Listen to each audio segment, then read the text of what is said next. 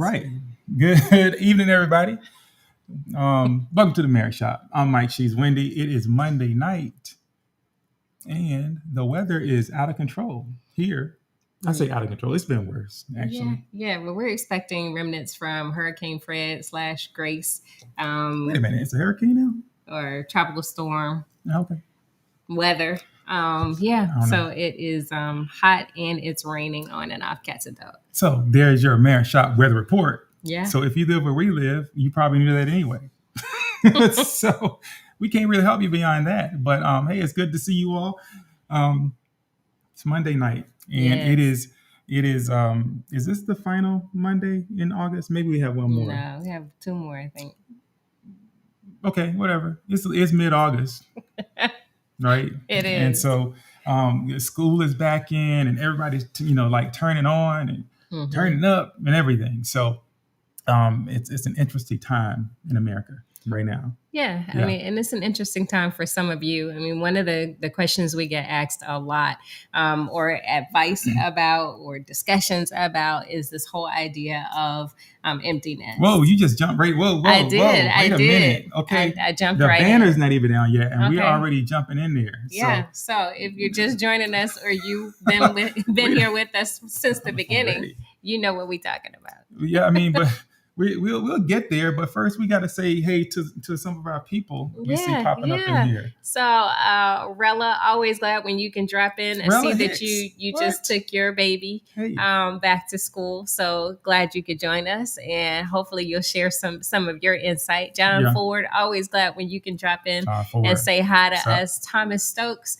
I caught that beautiful long post that you put out there Hey, about your man. time with your son. That was really good. Yeah. Even though it was the old bait and switch. I like it. Very good, Tom Stokes. Love that, man.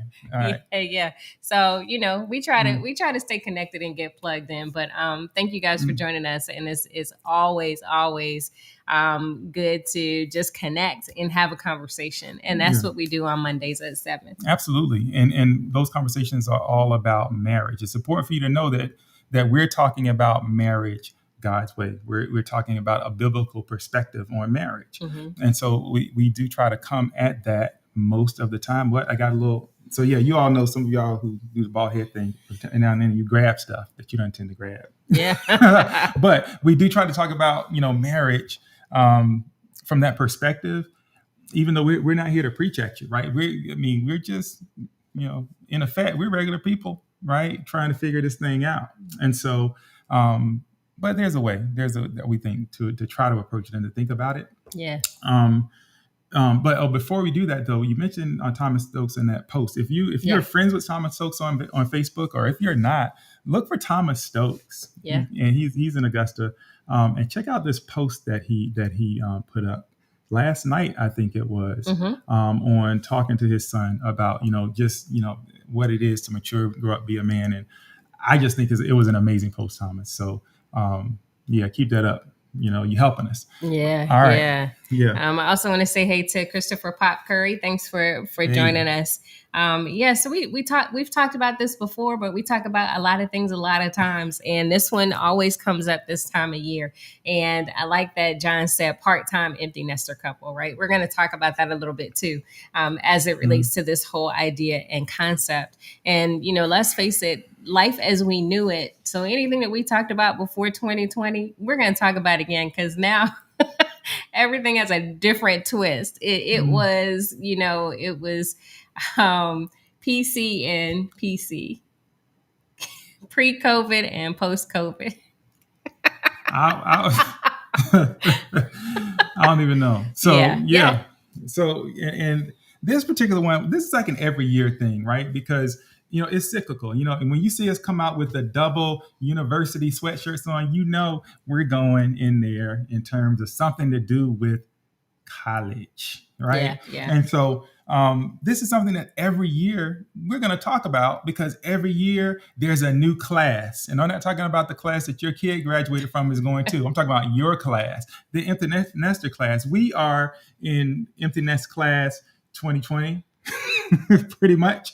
And well, kind of like how John put it, I tell people we're kind of partial empty nesters, right? We're not official, because we know Ours is coming back on holidays, and I'm not really exactly sure what it's going to look like, but we know she's going to be back. Yeah. We think Thanksgiving, certainly Christmas, summertime, she'll be back. And so we can't go and gut the room and like convert it into that in-home theater I've been thinking about. Yeah, So not just yet. Not so just yet. in fact, put a placeholder on that because we're gonna come back to that too, like what you do or maybe what you don't. Lessons we've learned, you know what I mean? Yeah. When you empty the nest. But we're gonna be talking about that tonight. I think it's important because for those for whom it is an issue, it's an issue. It can be like a real thing because this is a period of transition for everybody, and nobody gets to escape the transition, right? Everyone has something that you have to do when this change takes place. Yeah. And if you're not respectful of the fact that there is a change, it can catch you by surprise. And nobody wants to be caught by surprise. Trust me, personal experience. You can hear about that story another time. That's funny. Yeah. Hey, Jeff Hill, thanks for joining us. We know that you are always willing at least to share some wisdom, and we look forward to that. Gerald Wilson, thanks for joining us. We saw your beautiful bride this weekend, the girls and I, and she was looking beautiful. That's all I like to say. It was good to see her in person. So yeah. Thanks for dropping in, bro. Yeah. All right. So you said we're talking about an empty nest. Two sides of the empty nest is what you said. Yeah. So I think it's important to kind of break this conversation down into a couple of different segments. Okay. Because I think every one of them kind of demands something a little bit different. And so if you saw the title of the post tonight is like the two sides of the empty nest. And I say two sides because there's like things that are really good about this whole idea of being an empty nester. And then there are things that people consider not so good. And oftentimes those things will happen all in the same little mashed up time. And so it can create some real mixed feelings. And so I thought it was important to talk about that. All right. So, I mean, I hadn't planned to jump right in, but we here. Let's jump. Well, first, before we jump, if there's anybody that you know that has been talking to you about struggling with this, they're going through it for the first time, maybe they're not sure, make sure you go ahead and tag them, grab them, bring them in, and share this with anybody that you think might benefit from this conversation. We're excited to do that. Yeah. And for those of you who have friends who are not on Facebook, right? You know, those folks, you're like, I don't do Facebook. That was us. Send them over to YouTube. That was us. And then so we were compelled to do so for a number of reasons. But send them over to YouTube because we're live on YouTube right now as well. All right. Yep. So first, let's talk about this idea that there's kind of two sides to the empty nest. And there are. I mean, we anticipated it.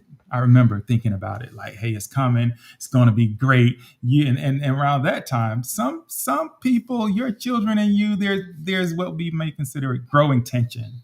Well, I've talked about this quite a bit, and I would say that the process of preparing for an empty nest begins at birth. And I said that recently. Yeah. So this whole idea of growing tension, I mean, especially, and I'll just speak about us, right? So there was an increasing tension between all of us. It wasn't just me and the girls. It was Mike and the girls with each other. And I mean, it just incrementally increased. And that started a couple of years before they were due to graduate. I mean, it just got more tense.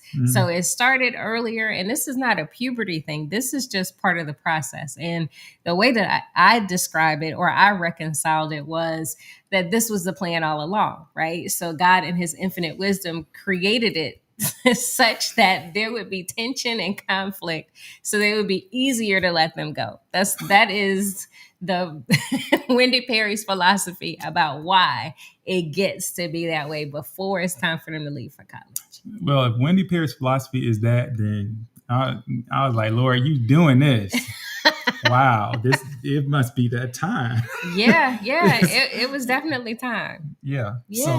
So there's that, right? And so for some, there's this feeling like, I can't wait till you're gone. And the kid is like, I can't wait till I'm gone. Yeah, right? Yeah. But everybody's not like that. For some, it's a kind of this slow roll. Well, I will say, for the purposes of this conversation, maybe like 3 categories you might see people in. Okay. Right. So there's what we just described. There's this tension, and it's like, you know what? I can't wait till you go and you're in your dorm. Be out. I'm ready. I will help you pack. Let's go. Right. There's that. Foot to the back. Then there is the, we're excited. Everybody's excited. Just ready. Everybody's ready. And you got all your stuff packed up and it's all nice and organized and you got your clothes picked out, roommate picked out, you've been FaceTiming with them, all that stuff, right? Everybody's excited. Let's go. There's that. And then there's the slow roll, right? There's the everybody dreading this moment thing, right? And so we're dreading it. It was coming along, and it's just like, I don't want to do it. And there's this anticipation, there's this ambivalence. Don't want to do it. Yeah, there's that. Yeah. Now. And anxiety for some. Anxiety, right? For some, take all those 3 categories and just stir them up. Right? A mixture of it's kind of a mixture of all those things going on. Yeah. You got 2 parents sometimes who are not necessarily in the same place. Maybe you have this child who's ready to go, not necessarily where the parents are. Maybe, so in my home, back in the day when I left, I remember I left home in 1990. You're 1990. That was a long time ago. No cell phone. Anyway, that's another story. But my mom, my dad, and I were all in 3 completely different places. It was a mess, but we made it. You made it. Michelle Moore Wilson, I was just telling your husband how beautiful you are. It was good to see you in person this weekend. Nicolette DeRamus, so glad you could join us again. She says, roll tide, y'all. You know, our allegiance is with our child, just saying. Hey, Orange. And then, do you even have a football team? Yeah. It's a joke. They do. Okay. But, and then Rella, I knew you were going to come through. And we've kind of been on this journey with you since before your baby spread her wings and left the nest. And I love how you are beautifully sharing about that journey and taking us along on that journey. And so what she says is, I always heard people brag about it and celebrate, but no one told me how traumatic, emotional it is. I'm still part-time. And I get sad when the Megs leaves. I don't know how I'm going to act when I'm full time. LOL. Yeah. And so, and I'm not going to say this is because she's your only child, but I do know that it is a little different for parents if they only have one child versus multiple children. And the truth is, each of us has our own unique experience. So nothing that we share is written in stone. This is what it's going to be for you. There are so many different categories and characteristics of each of your families. And I will say this in full disclosure. I will only tell you all. If you tell anybody, I'm coming for you, right? But our oldest left in 2016. Was it 2017? 2017, right? About this time of the year. 2017, and it was difficult to leave her. And so there was a time of adjustment. I was struggling with that. But I tell you what, I still find that if we visit her and I leave, kind of get that same twinge. Yeah. If she's here, which she was this weekend, and that's the first time she's been home in a good little while. But if she's here and she leaves, I still get that little twinge, right? So it's natural. I mean, it's been 2017, and I still get that and she gets it too. Actually, she admitted it actually here on the Marriage Shop at one point, I believe. That's been a while. Anyway, she did. So that's the thing, right? But let's talk about these 2 sides, right? Because there are reasons to celebrate. Yeah. And there are reasons when you might not necessarily celebrate. All right. So so first, I just have to say I got caught in the rain. What? So my hair is big. I see. So I got like Georgia hair. So you're saying that's because of the rain? It's because of the rain. So 2 things. I got caught in the rain coming out to the office, and I'm hot. So this like glaze, this is like sweat. I'm over here like just burning up me all by myself. Are you trying to make I just had to put that out there. Are you trying to make it's just like the humidity from the outside and the heat from the inside is just like. Wendy is trying to make me say something, y'all. I just had to say that. Trouble after we get done. I'm not taking the bait though. All right, so I'm not taking the bait. I I just had got to this. say that. I gotta let me drink water. So It's just cracking me up right now. It's just all right. So that's what's going on. So if you just tuned in, this is my this is my hair, and it has a mind of its own today. Okay. And I'm hot. So y'all like it, share it so that people can see Money's hair. All right. No. So all right. Two sides. Two sides to the emptiness. Oh my goodness. Man. You're killing me right now. No, I'm not. I'm not hot. I'm trying to get on to this great stuff we got, right? So yeah, two sides to the all right. So okay. So before as you get into that, I was saying, and I said, so if you're just joining us for the first time, this is the Marriage Shot. We're Mike and Wendy, and what I said was we start this process at birth. I just wanted to go into that again before you go into the two sides. We start the process at birth. So we talked about how who we parents. Okay. So when you have your children, it is a linear process of incrementally letting them go from the beginning. Wait a minute. You said linear. So that would suggest that it's just like you start here, boom, you go there. Over time. I didn't say it was easy. I'm just saying that based on time, right? So when you first have them, when they're first born, and you have that time with them, you embrace them, you kiss them, you talk about what a miracle they are. You are so in love with this little person. And even if it didn't start that way with you, as they learned you and you learned them and that bond grew, it was like, man, this is everything to me. I cannot ever imagine letting this little person go. That's where it starts, right? And so then our first real opportunity to let them go, for some of us, is like preschool or elementary school. Girl, listen, I'm sorry. Look, we're not even walking all the way through the history. Let me tell you something. I'm just saying. Baby born, and it's like little and helpless, and it smells like baby, and then it smells like, stinky baby, and then it's 5-year-old. Next thing you know, driving lessons, college. That's kind of how it looks. So let's get there, because we get it. You build up this whole thing, and it's like these people become your life. Even though I often say, and some people don't appreciate this, but it's true. Children, relationship assassins. They're sent in to stealthily pick your relationship apart. Right? Your job is to not let them do it. It's not let them do it. Well, to focus on strengthening this thing and not to let those little people come and tear it to pieces, because they will. Well, that's the whole point, right? So we are letting them go from the beginning, because we know that although it was our job to bring them into the world, right, it's not our job to hold on to them. Their job is not to be with us from the time that they're born until they're adults. We have to let them go. Well, right. But you said we're working on that. All of us aren't working on that. Yeah, we right? are. Not everyone is operating in a manner that suggests that you are working toward letting this child go. Or if you are, right, it's a very, you have to do it. So you do it. But like here, you're not quite feeling it. So although you're doing all the things that are required, because if you don't, Child Protective Services will come because you don't let your child go to school. And so you do things that are required, but letting go, right? Yeah. Actually, like releasing them, difficult sometimes to do.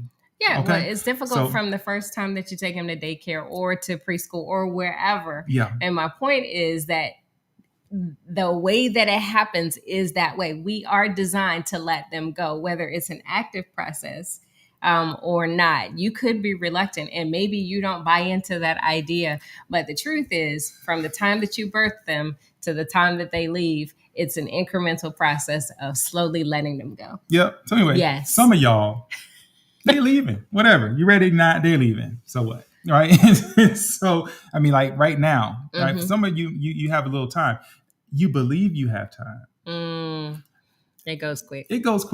But anyway, let's talk about the two sides of this thing. About, I don't know, 15 minutes later, Yeah. So So some of you have been dropping it in there, right? So we want you to tell us, what are some of the good sides to having an empty nest? Hi, Alice Garner. everybody says they're ready, Yes, Alice. yes. Everybody says they're ready. Everybody does until it happens. But As it Mike is. Tyson said, Some people do a victory lap at that point. But yeah. what are some of the good things about Wait a minute. having an empty nest? I have to finish that because I said, as Mike Tyson said, and so now I got to like finish it because some people are like, "What Mike Tyson say?" I have not. This is attributed to Mike Tyson. I've not heard him say it. I'm sure he must have said it, but they say everybody has a plan until they get punched in the mouth. Like releasing that kid into the world is like getting punched in the mouth. Yeah. Right. And so sometimes don't go exactly how you thought it might. Yeah, yeah. Well, Jeff Hill says being an empty nester brings on thoughts of freedom from distraction, but it really brings on new challenges such as how your chill time is spent differently from her chill time. Distractions can be the frustration half-grown young people may bring. Chill equals is what you like to spend that free time doing. That's good. That's good. Don't get ahead of me, Jeff Hill. Yeah, don't get ahead of me, Jeff. But thanks for sharing that. I wanted to put that out there because that was before I asked about what's good about having an empty nest. So holy smokes. Alex Garner says 1 down, 7 to go. Where are the McNeils? Yeah. Somebody get the McNeils on here right now. That's funny. Jay right? Gandy, thanks for joining us. He What's says, up, Jay? You have to recreate your bond. It's a different bond with children in the house. Jay. Yeah. Look, y'all need to stop getting ahead of me, y'all. Daggone it. But Jay, hey, congratulations. He just dropped off his son at Bethune-Cookman, right? Oh, that's awesome. Yeah. Man, he seems like he was just a baby. He was that's what I'm trying to tell y'all, right? Wow. You think you have time. I was visiting Jay fishing with my dad and Jay and some folks, like, I don't know, it seems like it was last year. But that kid was like in middle school. Yeah, I remember when he was a baby. He was a little boy, and then now he's just a grown young man. Yeah. And all of them. He got like some big grown men running around his house. Yeah, yeah, so, diving and amazing. All that. So that's amazing. Yeah, congratulations. Yeah. That went fast. So what's good about it? Wait a minute. Listen. I mean, I dropped that question and I'm just waiting. There we go. Mm-hmm. Okay. So Alice says there will be time for me and my husband to relax and enjoy ourselves once the kids are out of the house. Mm-hmm. Yes. Yep. Yes. Right. Something about, and so I've learned, okay, I'm not sure who's that. I have learned to not anticipate too strongly this change that we see happening, right? Mm-hmm. Because people get you, they say, oh, it's gonna be great, it's gonna be this, that, and the third, and then they don't tell you all the extra stuff until you're in it, and the extra stuff is happening. Like say, we'll talk about the revolving door another time. We'll talk about people being in their different phases tonight. Mm-hmm. Like right now, I'm gonna talk about these two sides of the empty nest. That's what I'm gonna do. All right. Yeah. So thank you. Can I do that? Share, but they're sharing the good side. But I don't. Okay, y'all go ahead. So, Lisa Davis, I'm gonna try to jump around and summarize, but she dropped a lot in there. I want you guys to check out her comments in the chat. Thank you. Yeah, thank you. Great. Yep. She says she has two out of three out of the home. It was easy and I couldn't help pack them up fast enough. Yeah. Funny. We were just talking about that a little bit, right? One has been out since 2009 and the other 2020. No regrets. And I think that's because I have always prepared for that day. Just kind of speaking to what I was saying, you kind of know. Mm-hmm. And then she says, no tears here, just happiness for them and making it in this crazy world. The good thing about having the girls away from home, less stress. Yes. Yeah. Mm-hmm. Yeah. So the plus side is better sleep and less stress. Nice. Love that. Thank you for dropping that in there. So, okay, Mike. So the two sides of it. I don't even want to talk about it. I don't want to talk about it. Go ahead. Nope. We good. Yes. Okay, fine. So, okay. And so these are just a sampling. There's so many, right? So many. But these are just a sampling. So first is, so there's this celebration, right? This accomplishment, this independence. You have prepared this person to go out and live amongst humanity. Yes. And be a good human being, right? Yeah. Independent. So if this is you and you just launched somebody, you just dropped somebody off, you just packed them up, put them in the car, dropped them, and you are free. Congratulations, you Yeah. did it. Yeah. Woo! But then you realize all that stuff that you failed to do. It's like, oh my goodness, my kid ain't gonna make it because they don't know how to make toast. They don't know how to wash clothes. They don't know how to effectively wash clothes. They don't like. I remember Sydney she called me one time about a tire or something, and I realized this kid doesn't know how to check tire pressure. What on earth was I thinking? I have failed completely as a father, right? So all those little things start to pop up. She needed cold medicine one night. We hadn't gotten cold medicine. Right? We dropped off tons of stuff, truckload, literal truckload of stuff. No cold medicine. What kind of parents are we? So you begin to realize all the things that you failed to do, right?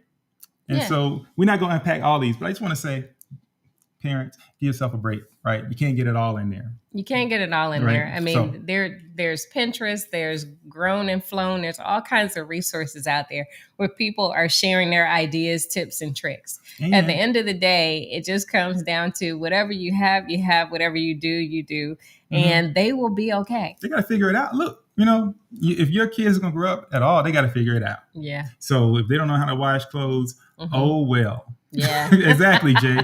They would survive, right? If we drop off the face of the earth, like a la, what is the movie? Frozen. You like the Frozen parents. You're going out on a cruise, on your little ship or whatever, off to wherever they go. They'll come back. What happens? They figure it out, right?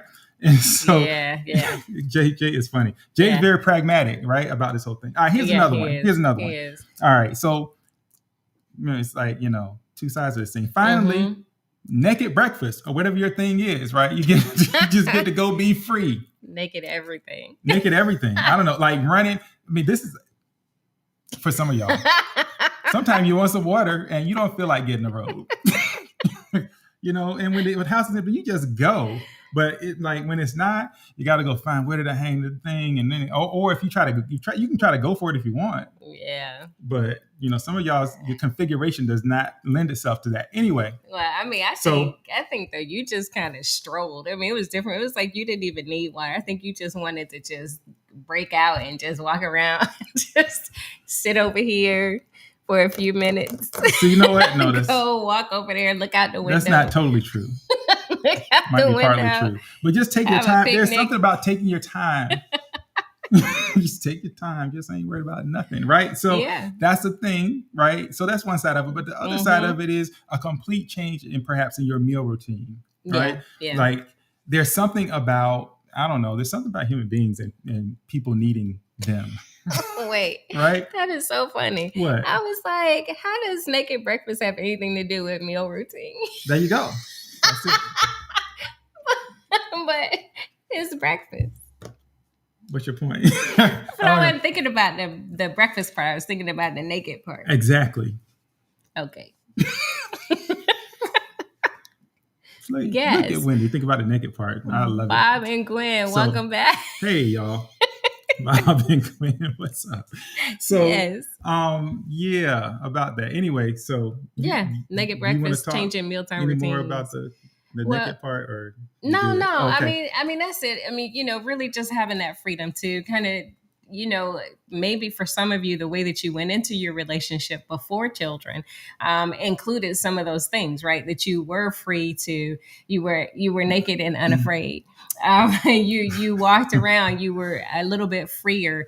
You weren't restricted to having to be concerned about whether or not your door is locked when you are together, or whether or not you had to try to make it to the kitchen and back to your room in less than 4 seconds, or just not get hurt. I mean, all of those things. So I mean, that's all I want to say about that. But around mealtime routines, that's a real thing, because a lot of people get into a routine of preparing meals, whether it's breakfast, lunch, or dinner. Maybe you just kind of did breakfast on your own before, but once you have children, there is a routine that starts from birth where you have to provide meals for those young people until they're able to provide for themselves.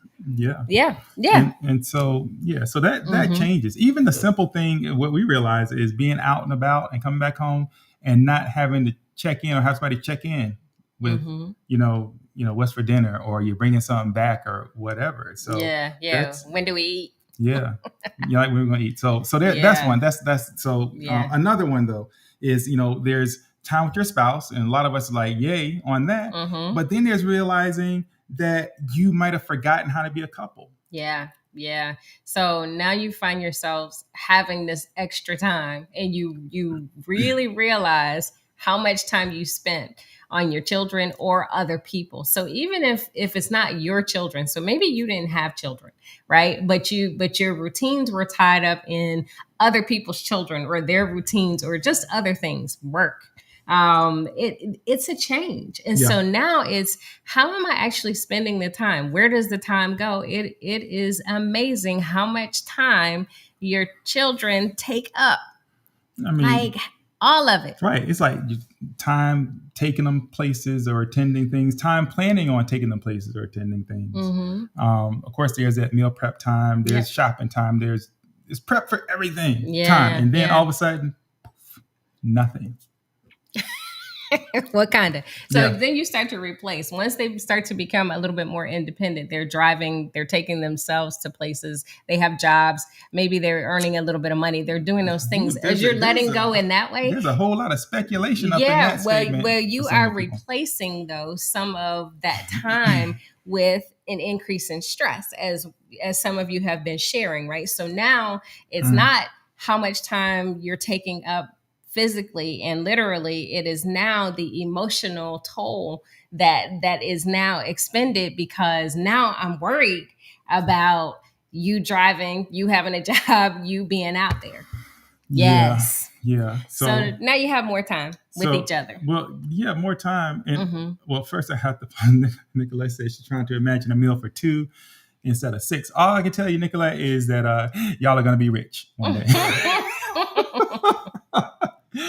Wow, that's a lot of heads. And so, but this whole idea of time, so there's another kind of good thing and flip side type thing, and it is time for your interests, and then realizing, wow, you traded your interests a long time ago, for the interests of your kids. Yep. When our kids were growing up, I recall, we started off with probably like dance or something. It was dance, and then it was soccer. And then it was ballet, and it was jazz and ballet and soccer. And then it was taekwondo and soccer and jazz and ballet. And that was absolute insanity. I couldn't, it was a lot. Right. And that was times 2, right? Not times 3, 4, 5, or 6, times 2. And it's like you hop up in the morning, you're off, and you come home, and it's just this constant juggle of schedule. But one day, what we did, by the way, along the way, is we told the girls as they got to a certain age, hey, you know what? Decide what it is you want to really enjoy. What do you really enjoy? Because we can't keep doing this. Yeah, right? But that was strategic on my part, to expose them to enough things so that they could then determine what they loved or what they wanted to do, and then kind of get them to select and choose. And for the most part, that happened. But what it meant was whatever they committed to, we were committed to as well. And travel soccer just took us to a whole otherworldly experience. The whole family was on the road traveling for soccer. So that was something. Yep. So, yeah. I miss those days. No, I don't. Yeah. It snowed in Georgia in the spring, like during the tournament one time. It was snow. You shouldn't be playing soccer. I don't know. You went. That was at UGA. I didn't go to that game. Y'all were. No, you did not. Yeah. And you would have been in the car. It was a mess. Anyway. Yeah. So, but you find that you don't really know what you're interested in anymore. You find yourself on this search sometimes. Yeah. And so this last one I'm gonna touch on right now. There's no more nagging about screen time. Get off your phone, blah, blah, right? But you find yourself hoping that maybe you now benefit from some of that screen time because you haven't heard from your kid in maybe a week. And you want to talk, you need to reach out. You want to know they're okay and all that. All right. So yep. Yeah. You check in on Instagram, Snapchat, whatever social media that they don't block you from. I'm gonna just say I don't recommend necessarily following closely on social media. I don't necessarily recommend that. Well, I at mean, I all. think it's good to check in, right? So even when they're Well, not checking in communicating and with us, following different. well, don't stalk. That's the whole thing. I mean, you can certainly, follow their pages. You don't have to comment on everything. So now we kind of get to what to do and what not to do. You don't have to comment on everything, even if you have some opinions about what they're wearing, who they're with, where they went. Keep it to yourself, because they're going to go whether you say they can or not, right? And just consider it a privilege that you even are privy to a snapshot of where they are. And that's only what they share. So we don't want to increase your anxiety about anything that could be happening, but that's just the reality of it. I mean, Y'all don't listen. I'm gonna tell we y'all were now. once there, right? I'm gonna tell you all now. Do not listen to Wendy, because well, actually, listen to her. If you are prone, if you just know yourself, if you're prone to comment and you just can't help it, don't look. Yeah. Yeah. That, Right? and If you think that's you can keep it hard. together, go ahead and take a peek every now and then if you want. Mm-hmm. But if you don't want to, if you feel like you have to offer that feedback, Mm-hmm. Mm-hmm. maybe you should just wait it out a little while. Yeah. Can you scroll up a little bit? Rella says, I think my transition is a little harder. Okay, right there is good. Is a little harder because her husband works thirds, so they really don't get to spend good quality time until the weekend. So with their daughter gone, she's solo for the most part, and she's learning to fill some of that time with things she enjoys outside of work. But I have to get used to a lot of alone time, and I think that's a really good point, because while there is more time for you to spend with each other, that's not being spent. That's not the one being spent on your children. That was one of the points that we wanted to make, finding yourself again in some cases and finding things that you're interested in. Can you scroll up? So your role. Thank you. We're Right here. there. Yeah, but then you scrolled and then it was gone. Oh, please, just read that. So yeah, but thank you for sharing that. So Jeff says you can be more spontaneous as empty nesters if you're out and decide to stay out late, or even not come back home if you are 2 or 3 hours away. And I mean, I like that, right? So this whole idea of dating each other again, right? Being spontaneous, just going out and doing, and as you said, Mike, not having to check in, not having to get back, not being worried about if somebody else ate.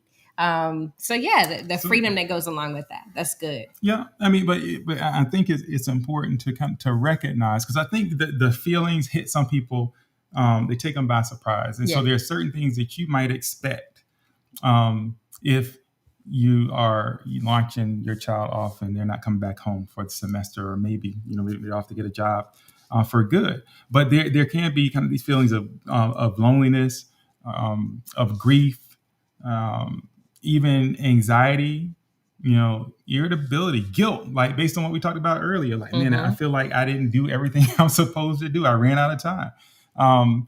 So there can be all that, right? Well, there can be mixed feelings. Like, you kind of feeling it both ways. There's something here, and there can even be guilt about that. Like, man, you know what? When they're gone, we could do with this room, or we can do. Like Winnie and I, we've done a little bit of traveling, and the kids were, I mean, Sydney's working, Morgan's at school. We just, boom, not even thinking about going home. Right. And so some folks may have a little bit of guilt with that. And so it's okay if you do, but it's also okay if you are having a blast, right? Because there can be that too. Like, wow, finally, I'm getting some of this time back. Right. And I'm doing it. I'm doing what I would like to do with this time. And I'm doing something that is productive in another way. That particular part of my mission complete. And so now I get a chance to do some other things. And so no matter where you fall with all those, you're probably exactly where you need to be. The important thing is that if you're in a place where you're feeling bad or lonely, anxiety, whatever, guilt even, it's important not to stay there. Yeah. And if you're feeling like you haven't quite prepared them enough, it's important that you not stay there. I often talk about when we taught Sydney how to drive and it was time to send her off on her way. And I was feeling, it's like, did I do everything? She got the license, and we had been in the car. She knew what she was doing. But when she went around that corner, I wanted to follow her because I wasn't settled. Right. Have I done enough? And God was clear to me in that moment and let me know, yeah, you've actually done enough. You got to let me look out for her now. right? Yeah. And so that's what I did. And that was great rehearsal for all the other times when I have to kind of leave her and let her do her thing in the way that she's been prepared to do it. Yeah. Yeah. And so even when we struggle with those times or it's difficult for us to let them go in those moments, understanding that they will have to go out on their own. They're going to have to fail. They're going to have to figure it out without you. And so everything that you've done for them their whole lives while they were with you, you have been preparing them, even if it was without specific intention. You've been preparing them their whole lives for what they are about to do, right? And so there has to come that point in time where you know, you trust, and you believe that God is going to look out for your babies. And so to really kind of balance out that anxiety or that guilt or whatever it is that you might be feeling, really kind of allowing the process to take place as it was intended. If it was intended for them for us to have them and for them to be with us forever and never leave us, then we wouldn't even be having this conversation, right? There would be no need for you to get married to each other, because the whole idea would be to just go ahead and have a family because your purpose is to be in community with your family. That's not how it's written, and that's not how it is. So when we talk about before you have children, that time that's invested in getting to know and learn each other and be a couple, one of the challenges in doing that is we have that time. We have received some advice, and some of you that have read the book already, you've heard this before, but we received the advice to wait 5 years before you have children, to allow time to get to know each other, to learn each other, and to figure things out and to enjoy that freedom. Some people did that. Some people didn't. Some people were pregnant before they got married, and that's all fine. It's your journey. But the other mistake that we make is down the road, we say, once the kids are gone, then we're going to get back to us. And the truth is, like some of you have been saying, it might just be a part-time departure. They might not ever be gone. Right. So listen. Then so, what? So that brings up so what to do. Yes. And so that you just changed my whole what to do. Number one is get back to you right now. Yes. I don't care if your kids are 5 years. Matter of fact, especially if they're 5 years old, get back to you right now. Yes. Right. Because there's all this waiting. I've literally had couples tell me that they're not going to go traveling or do anything like together alone until their kids leave the house. And they have like young 4, 5, 6-year-old kids. Yeah. You know what? No.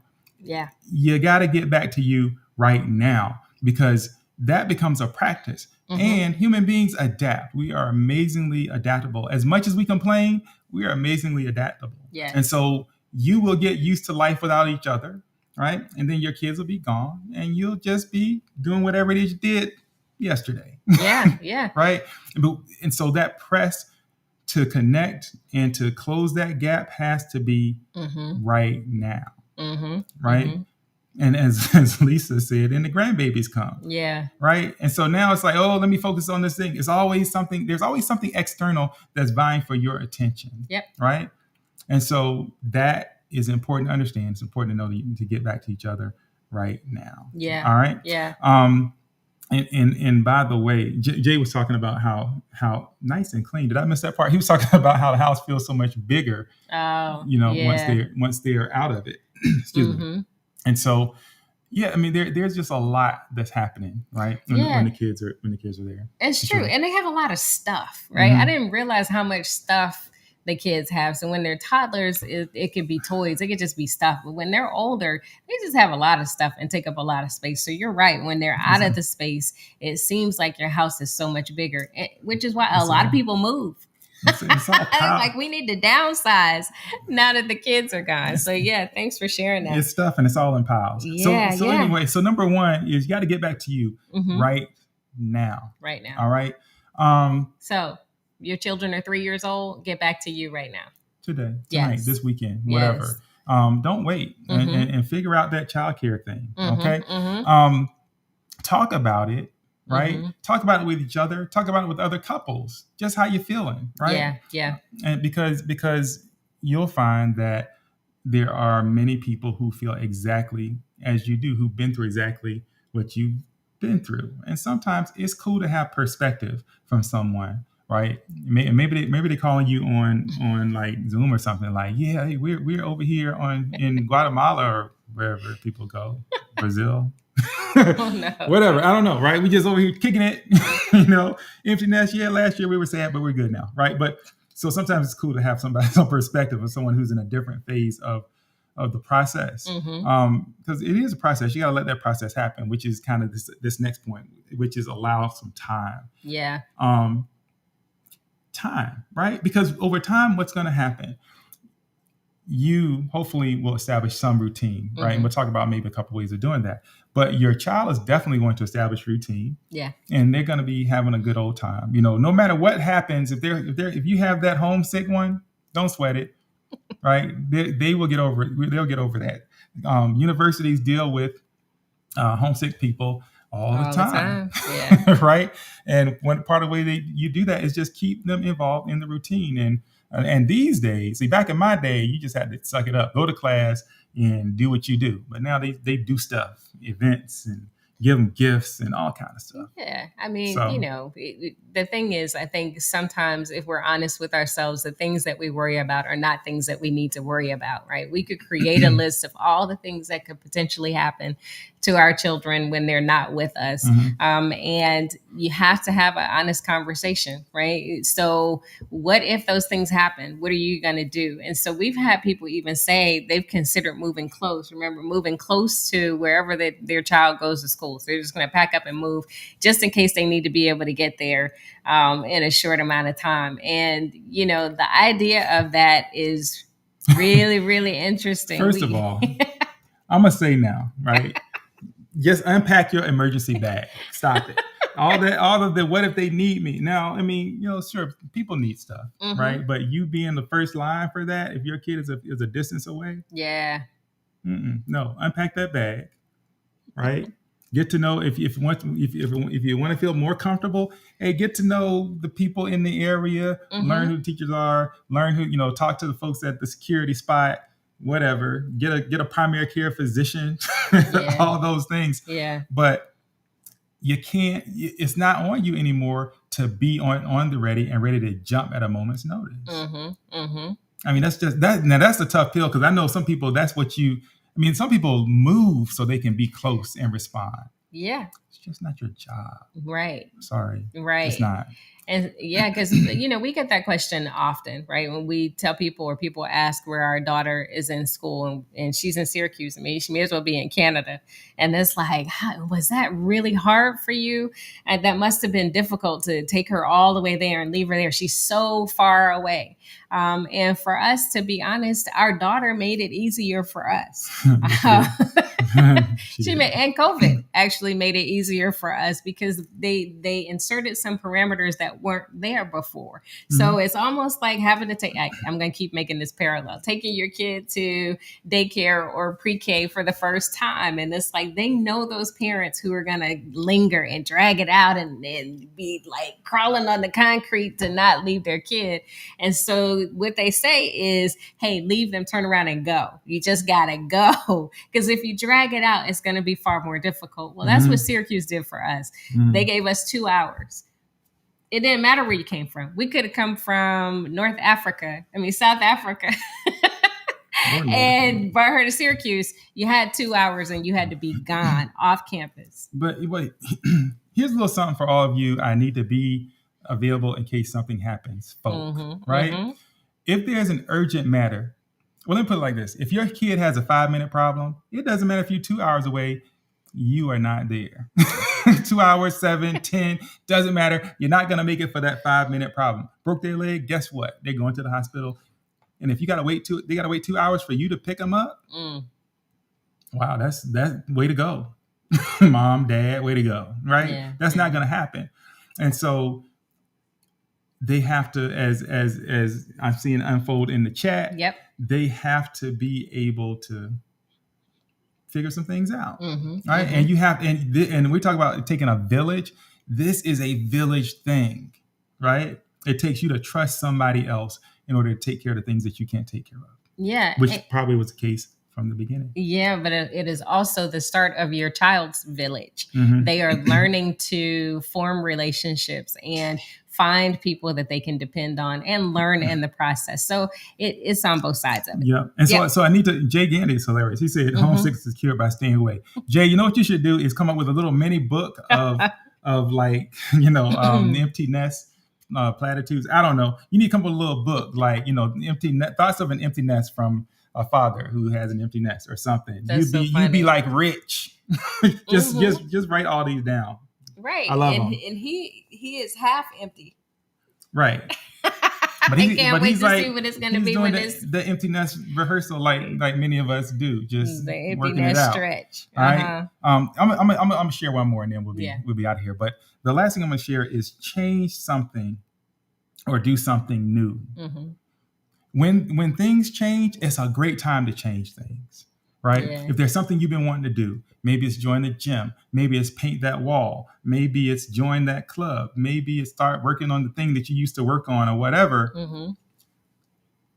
Do something new, because this is probably one of the best times you're going to have to reformulate routine, because the old one is totally gone, blown up. You can't do anything about it. And so now it's a great time to insert something else, which also, if you're feeling some kind of way, right? If your mood is low, or if you're feeling a little down because the nest is empty, and you walk by that empty room and it's just like, right?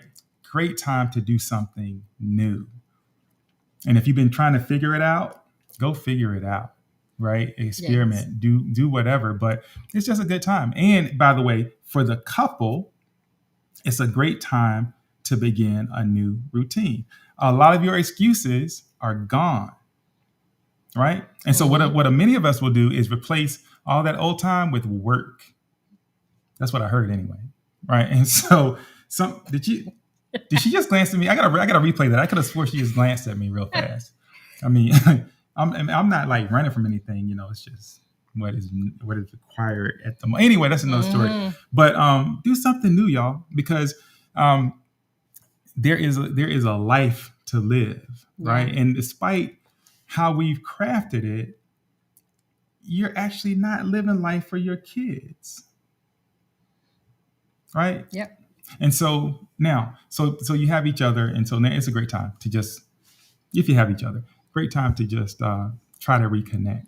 Yeah. Right. And if you don't have someone right now, it's a great time to reconnect with you and understand, because if you're single, by the way, a lot of times that's been kind of an excuse, if you will. Is that a strong word? Yeah, I'll use it. Excuse. The kids come first. The kids come first. Nope, sorry, got these kids. Nope, sorry, I don't know if you're a creep. Can't be around my kid. Whatever it might be, right? And so I guess what we're saying is it is okay to focus on you, unapologetically focus on you.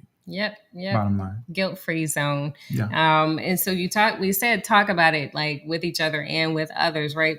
But communication is so important. Your expectations around what it is and what it's going to be are so crucial and critical to start having conversations about.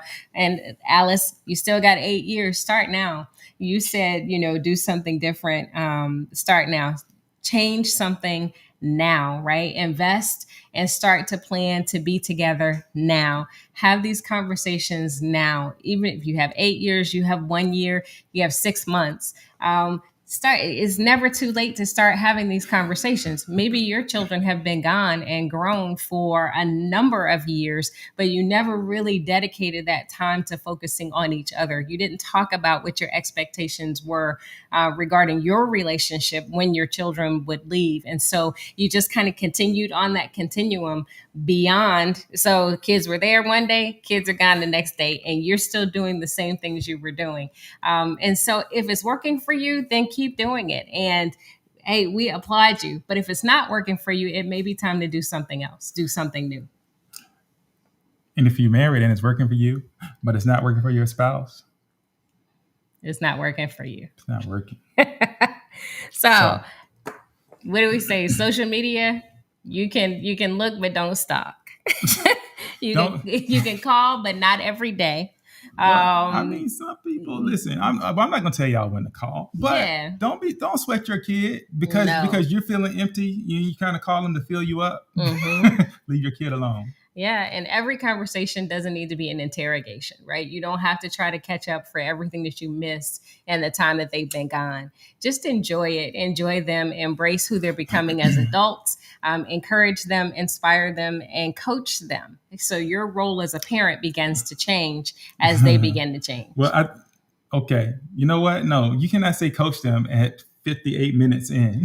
You can't I'm say just coach them. saying. Look, we're gonna get to that because we want to. We going I think at some point we need to talk about how to communicate with them at a distance, some different ways, right? And like what you do in order to not be, you know, just like a burden, like just clutching them, right? But that's a whole like how do you coach? I Yeah, don't that's even, it. Yeah, so that's his own topic. we'll have to get to that, I Yeah. suppose. So, So, but at the end of I the suppose your day, kid doesn't aside want from to. everything else that we said, everything that we kind of tried to stuff in here in this short amount of time that we have with you, ultimately it comes down to trusting God, right? So we know that they're not ours from the time that we bring them here. We're just a vessel and a vehicle for them to be born into the Yeah. world to fulfill their ultimate purpose. Mhm. And if we trust and believe and then follow what we believe, then we know that there is nothing for us to be anxious about. There's nothing for us to worry about from day to day. That we know that they've been purposed for something that is intended uniquely for them. So that might make it a little easier to let go for some of you. And for some of you, you might need a little more. So we're going to keep talking about it. But no, so we're glad you guys dropped in with us. If you think somebody will benefit from this, make sure you share it. I'm feeling like there's probably going to be a part 2. Probably needs to be a part 2. All right. So we'll see. Y'all let us know for part 2 is if you want a part 2. All right. So for now though, let's pray. Right. We're gonna just get on out of here. Coach them. Heavenly Father, we just come tonight just thanking you for the time that we spent here. We just ask that you bless everyone listening. Bless all these parents, bless their children, wherever they are, whether they have young ones, whether they have children yet to come, if they have graduates or those who graduated. We just ask that you help us all to come together as a community with a common purpose, and that is living in purpose for you. We ask that you help us to just prepare our children for whatever it is you have for them, and to trust you enough to let them go and let you have them. We just ask you that you bless every home and every marriage. We'll be sure to give you all the honor, glory, and the praise. We thank you. We love you. We trust you.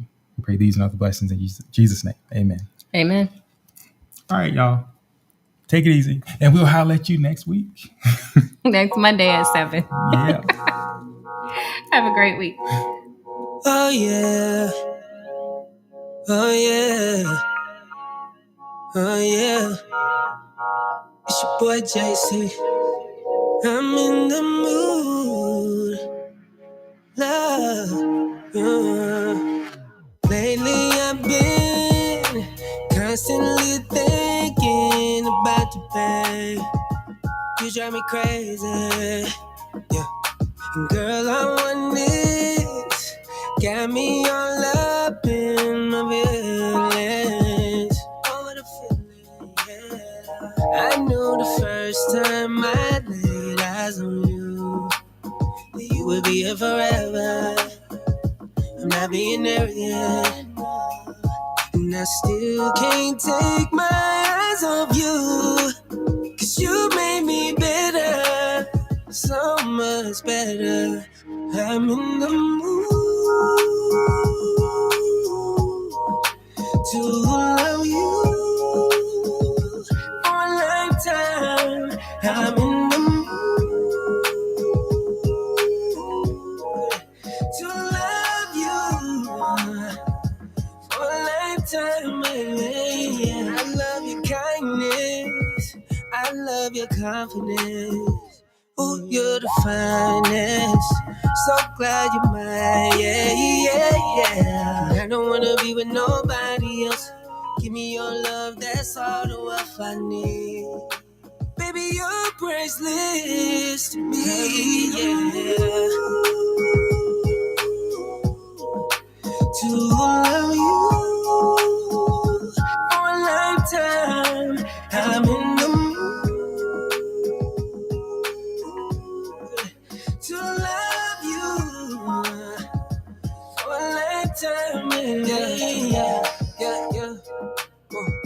promise I'ma be around. I'ma always hold you down. Won't you come and hold me now? Won't you come and hold me now? I just got a new coupe. Yeah, I know I got a roof, but I always keep it down with you.